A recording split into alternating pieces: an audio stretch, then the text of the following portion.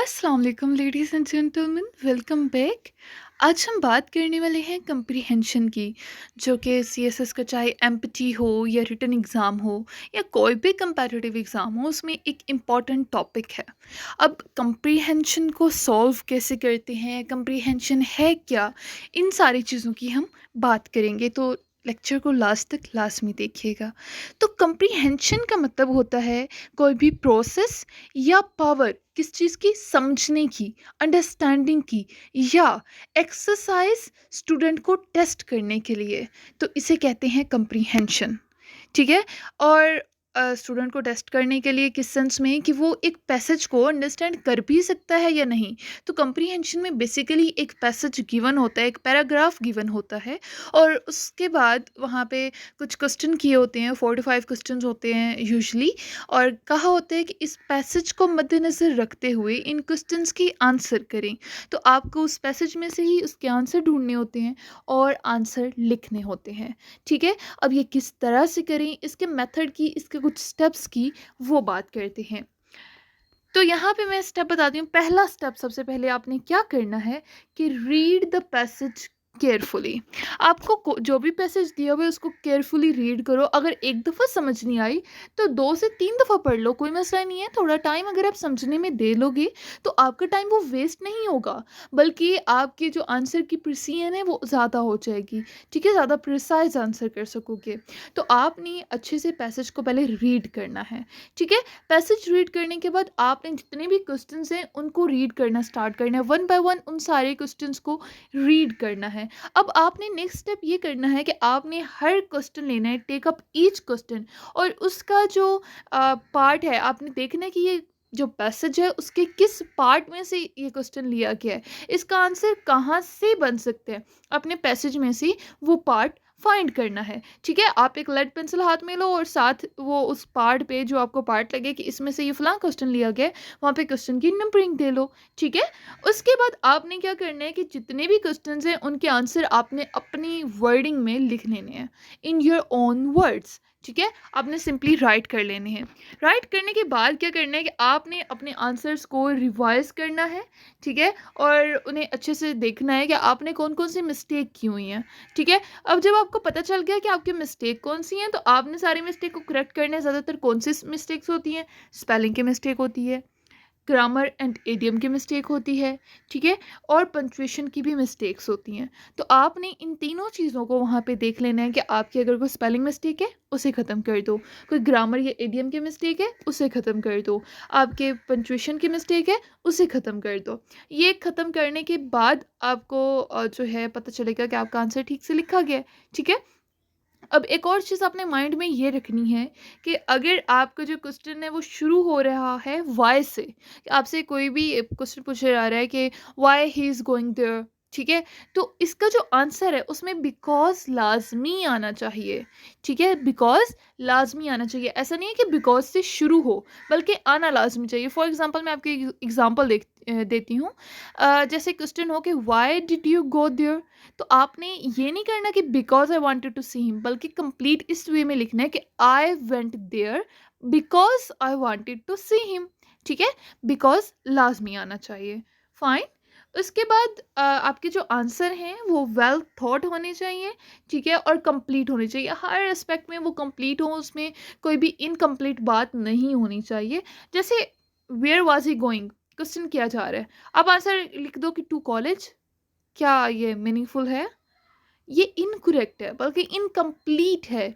ठीक है। ये बचपन की बात है, जब 4-5 में हुआ करते थे तो तब इतना आंसर लिखना वाज इनफ। लेकिन अब जो है, अब कंपेटिटिव एग्जाम्स में अपेयर होना है, और वहाँ पे ये चीज़ें इतनी आसानी से भी नहीं की जाती, या इसे इतना लाइटली नहीं लिया जाता। तो आपने इस तरह नहीं, बल्कि पूरा सेंटेंस लिखना है, he was going to college. ये करेक्ट भी है और कंप्लीट भी है। Got my point? ओके। अब नेक्स्ट एक और बात आ जाती है, वो हमने कंप्लीट आंसर लिख लिए। अब उसका टाइटल कैसे देना है? क्योंकि अक्सर में ये बोला जाता है, एक क्वेश्चन होते हैं कि आप इसका टाइटल सजेस्ट करो। तो आप टाइटल या हेडिंग कैसे सजेस्ट करोगे? ठीक है। तो इससे पहले हमें ये पता होना चाहिए कि टाइटल या हेडिंग क्या होती है। तो टाइटल जो होता है ना, वो आपके पूरे पैसेज का चंद लफ्ज़ों में निचोड़ होता है। ठीक है? आपके पूरे पैराग्राफ का चंद लफ्ज़ों में निचोड़ होता है, ठीक है? तो आपको अगर टाइटल का एक आइडिया लेना हो तो आप जो न्यूज़पेपर होते हैं उसके हेडलाइंस तो ऑफ कोर्स आप लोग न्यूज़पेपर मोस्टली पढ़ते होंगे। नहीं भी पढ़ते तो एक दफ़ा न्यूज़पेपर खोलिएगा और वहाँ पे उनके टाइटल्स देखिएगा। तो उनके जो टाइटल्स होती हैं ना, उससे पता चल जाता है कि इसमें किस चीज़ की बात हो रही है। मतलब जैसे ही रीडर उसे रीड करते हैं, कुछ ही लफ्ज़ों में पता चल जाता है कि ये न्यूज़ किस चीज़ के बारे में है, ठीक है? तो करेक्ट टाइटल को चूज़ करना ये शो करता है कि आपने जो पैसेज है उसको उसको उसके थीम को अच्छे से समझ लिया है, ठीक है? तो आपने जो है 2 से 3 टाइटल पहले बना लेने अपने माइंड में, जो भी आपके आ रहे हों, ठीक है? उनको एक जगह पे लिखना है, उनको एनालाइज़ करना है और उनमें से बेस्ट चूज़ कर लेना है, जो आपको लगता है कि ये बेस्ट है, ठीक है? तो आपने एक और यहाँ पे सजेशन मैं ये पुट करना चाहूँगी कि आप जो टाइटल आपने सजेस्ट करना है ना, अगर ऐसे क्वेश्चन पहला भी है तो आपने उसे बिल्कुल लास्ट में जाके सॉल्व करना है। क्यों?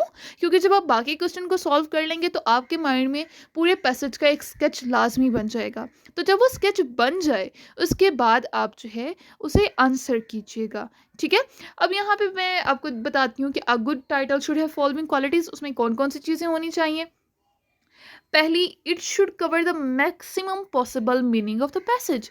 मतलब जो पूरा आपका पैसेज है उसका मैक्सिमम पॉसिबल मीनिंग वो कवर करे, ठीक है? मतलब टाइटल पढ़ते ही, हेडिंग पढ़ते ही समझ आ जानी चाहिए कि किस चीज़ की बात हो रही है, ठीक है?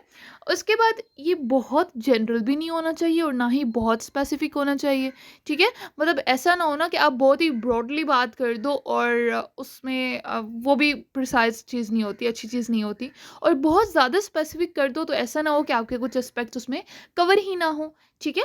उसके बाद आपका जो है ये फुल सेंटेंस, यहाँ पे फुल था, तो पूरा सेंटेंस नहीं लिखना टाइटल में, बल्कि आपने जो है ये 1 वर्ड का, 2 वर्ड का, या आपने देखना है कि जितने भी वर्ड्स का लिखा जा सकता है, लेकिन ये ट्राई करनी है कि पूरा सेंटेंस वो ना हो, ठीक है?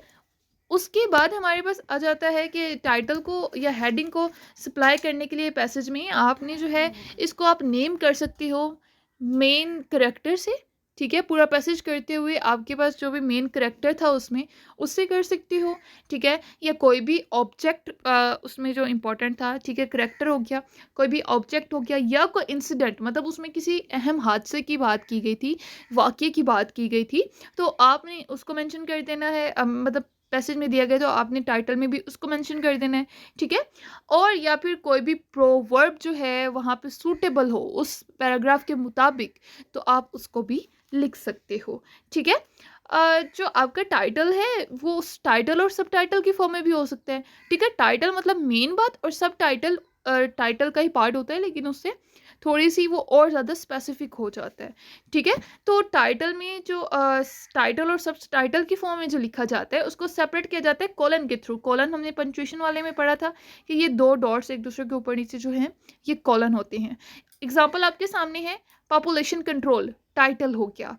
अ स्टेट रिस्पॉन्सिबिलिटी, ये उसका सब टाइटल है और दरमियान में यहाँ देखें कॉलन लगाया गया है, ठीक है? समझ आई टाइटल और हेडिंग आपने कैसे देनी है? सो आई होप कि आपको कंप्रीहेंशन की समझ आ गई कि आपने इसको किस तरह से सॉल्व करना है। मैंने यहाँ पे आपको कोई ऐसी बात नहीं बताई कि आपने रट्टा लगाना है, बल्कि ये आपको रूल्स बताए हैं कि कोई भी कंप्रीहेंशन कहीं से भी आ जाए, आप इजीली उसे सॉल्व कर सको। That's it for today. Thank you.